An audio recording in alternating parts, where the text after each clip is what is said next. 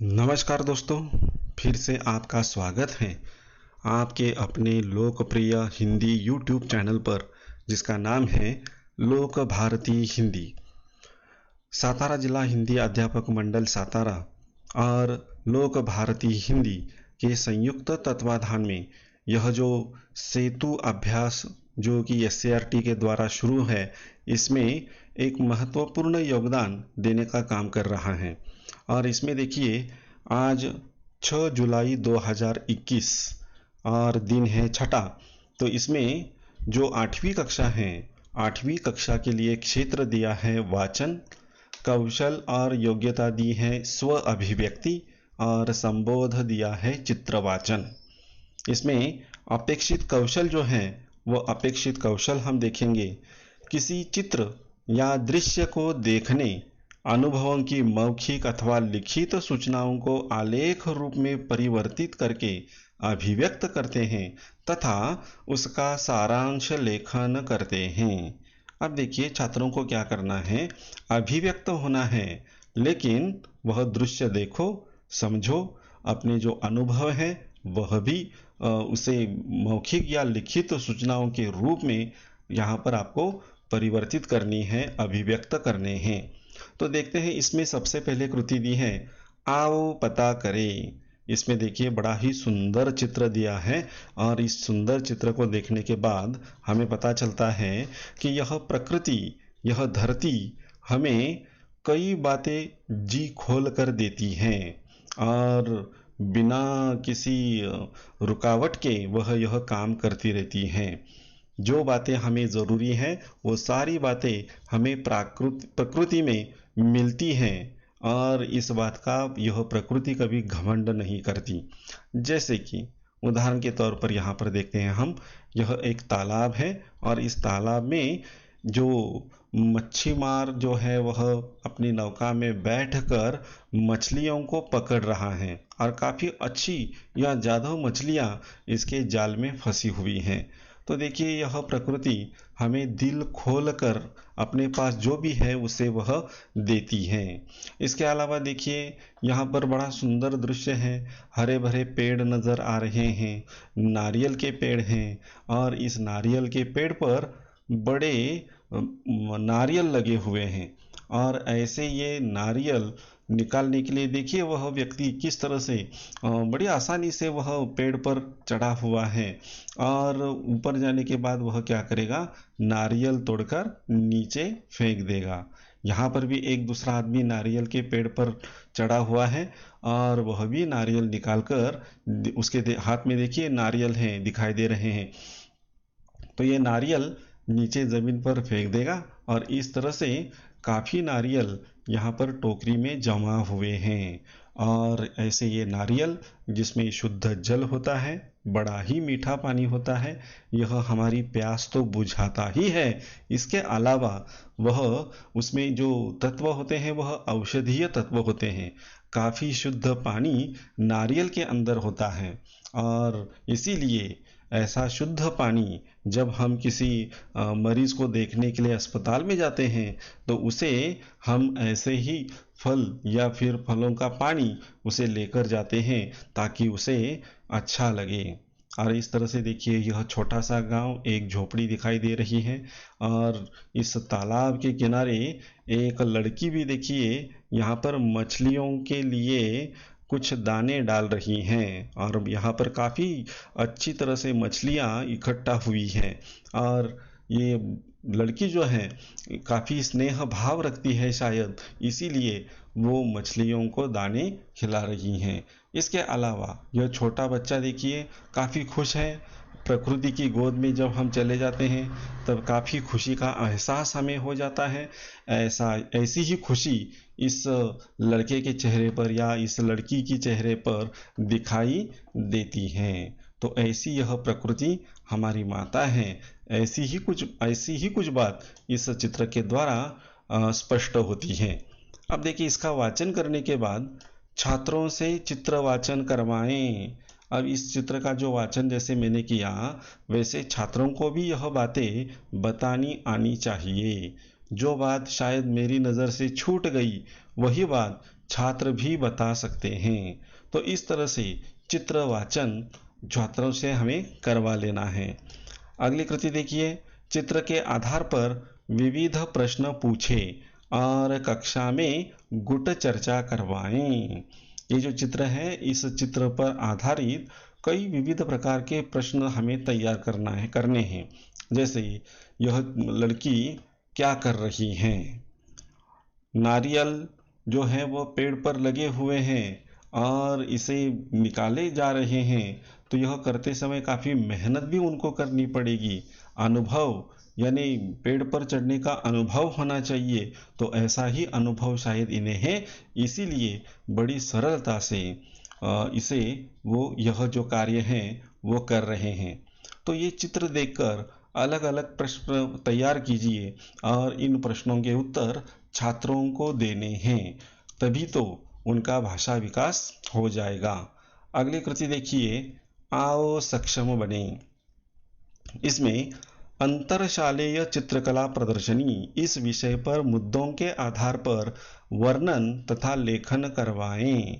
अब देखिए, अंतरशालेय चित्रकला प्रदर्शनी लगी हुई है, तो इसके मुद्दे अध्यापकों को देने हैं और छात्र क्या करेंगे, इन मुद्दों को लिखेंगे और उसके आधार पर उसका वर्णन करेंगे तथा लेखन करेंगे।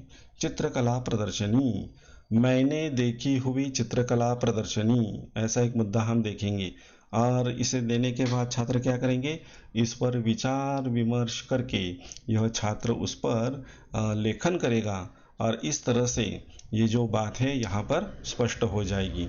अगली कृति दी है, देखिए, चित्रकला प्रदर्शनी के संदर्भ में प्रश्न उत्तर द्वारा चर्चा करें। यानी चित्रकला प्रदर्शनी, इसके संबंध में क्या करना है, प्रश्न और उत्तर इसके द्वारा चर्चा करनी है। कोई एक अध्यापक प्रश्न पूछेंगे, उत्तर छात्र देंगे। कभी कभी ऐसा मौका भी देना चाहिए कि जो छात्र हैं वह प्रश्न पूछे और उसका उत्तर अध्यापक दे, और वह भी विषय कौन सा है, चित्रकला प्रदर्शनी। तो इस तरह से इनका भाषा विकास भी यहाँ पर हो जाएगा। अगली कृति देखिए, आओ अभ्यास करें। अभ्यास करना है, पढ़ाई करनी है। इसमें क्या दिया है, देखिए, अंतरशालेय चित्रकला प्रदर्शनी इस विषय पर मुद्दों के आधार पर वर्णन तथा लेखन करवाएं। अब देखिए, अंतरशालेय चित्रकला प्रदर्शनी लगी हुई है और चित्रकला प्रदर्शनी यह विषय के मुद्दे देकर उस पर क्या करना है, वर्णन लेखन करना है और उस पर जो कृति दी है यह कृति अपनी कॉपी में पूर्ण करनी है। यानी चित्रकला प्रदर्शनी के बारे में मुद्दे दीजिए और छात्रों को क्या करना है, उसका वर्णन करना है अथवा लेखन करना है। अगली कृति देखिए, आओ सृजन करें। इसमें देखिए एक चित्र दिया है, इस चित्र को गौर से देखिए और गौर से देखने के बाद इस पर आधारित जो विभिन्न प्रकार की कृतियां दी गई हैं, इन कृतियों को पूर्ण करना है। जैसे कि यह चित्र देखिए, अब यहाँ पर ठीक तरह से तो नहीं दिखाई दे रहा है, लेकिन फिर भी हम उसे पढ़ने का प्रयत्न करेंगे। आसमान काफ़ी खुला है और ऐसे खुले आसमान में दो पंछी उड़ते हुए नजर आ रहे हैं। सुबह का समय है, सूर्य जो पहाड़ है, ऊंची पहाड़ की आड़ में से थोड़ा थोड़ा झांक रहा है, यानी अभी सुबह हुई है। और सुबह के समय ये जो गांव की महिलाएं हैं, पीने के लिए पानी की आवश्यकता पूरी करने के लिए गांव के कुएं पर पानी भरने के लिए यहाँ पर इकट्ठा हुई है। गांव में एक मंदिर भी है शायद और छोटे छोटे मकान भी हैं। यहाँ पर कोई पक्की सड़क नहीं है, कच्ची सड़क है, पगडंडी है और इसी रास्ते से ये महिलाएं, गांव के पुरुष, छोटे बच्चे आते जाते दिखाई देते हैं। इसके अलावा देखिए, यहाँ पर एक किसान है। यह किसान अपने कंधे पर कंबल डाले, हाथ में लाठी लिए, शायद वह सुबह सुबह खेत की तरफ जा रहा है और अपने साथ अपने जो पालतू जानवर हैं, गाय, भैंस, ये बैल, कुत्ते का चित्र भी यहाँ पर दिखाया गया है। तो ये पालतू पशु, इन पालतू पशुओं को लेकर वह शायद खेत की तरफ जा रहा है। और देखिए, सबसे बड़ी जरूरी बात, एक लड़की का चित्र जो अपने हाथ में स्लेट थाम कर वह पाठशाला जा रही है और पाठशाला में जाकर पढ़ाई लिखाई करना उसे बड़ा अच्छा लगता होगा। इसीलिए उसका चेहरा देखिए किस तरह से वह उसका चेहरा खुश दिखाई देता है। तो यह लड़की पाठशाला यानी विद्यालय जा रही है। यहाँ पर पक्षी भी है, देखिए ये मुर्गी है और इसके अलावा यहाँ पर कुत्ता भी है। इसके अलावा आसमान में पंछी उड़ रहे हैं और यहाँ पर अब ये ठीक तरह से नहीं दिखाई दे रहा है, लेकिन यहाँ पर एक पक्षी भी बैठा हुआ, जब मैंने यह पाठ पढ़ाया था तब यहाँ पर एक पक्षी भी था। तो इस तरह से यहाँ पर दिखाई तो नहीं दे रहा है, लेकिन यहाँ पर प्राकृतिक बातें यहाँ पर काफ़ी मात्रा में दिखाई दे रही हैं। जैसे कि यहाँ पर देखिए एक पेड़ के नीचे एक चबूतरा बना है और इस चबूतरे पर लोग क्या करते हैं, जब भी समय मिलता है तो यहाँ पर आकर बैठ जाते हैं, एक दूसरे से बातें करते हैं। इसके अलावा यहाँ पर इस कोने में देखिए एक आदमी बर्तन हाथ में लेकर कुछ कर रहा है। इसे ठठेरा ऐसा कहा जाता है, जो बर्तनों को ठीक करता है। छोटे छोटे गांव में आज भी ऐसे यह ठठेरे आते हैं और गांव में जितने भी पुराने बर्तन हैं, अगर उसे ठीक करना है तो उसे ठीक करने का काम ये ठठेरे करते हैं। आगे देखिए क्या दिया है, ये देखा है हमने, आगे देखते हैं। इसमें इस चित्र को देखने के बाद देखिए एक कृति दी है।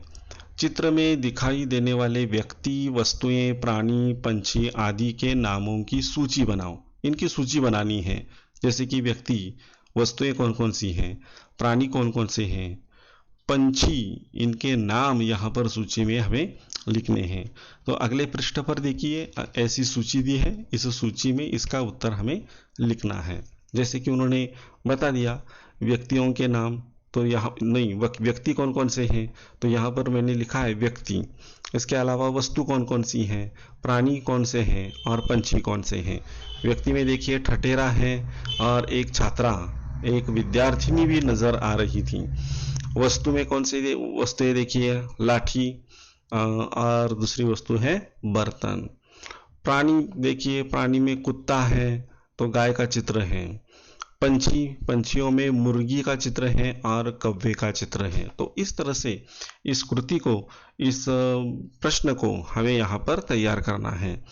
और इस पाठ के लिए पूरक साहित्य स्रोत दिया है 7वीं पाठ्य पुस्तक QR कोड, यानी 7वीं की पाठ्य पुस्तक की जो किताब है, यह पुस्तक हमें डाउनलोड करनी है। और शायद इसीलिए यह जो, जिसे हम कहेंगे कि लिंक यहाँ पर डाल दी गई है, इस पर क्लिक कीजिए और बाद में आप इच्छित स्थान पर पहुँच जाएंगे। वहाँ से कोई किताब आप डाउनलोड कर सकते हैं। तो इस तरह से यहाँ पर QR कोड भी दिया है। अगर अपने मोबाइल पर हम इसे स्कैन करेंगे तो यह किताब हमारे सामने प्रस्तुत हो जाएगी।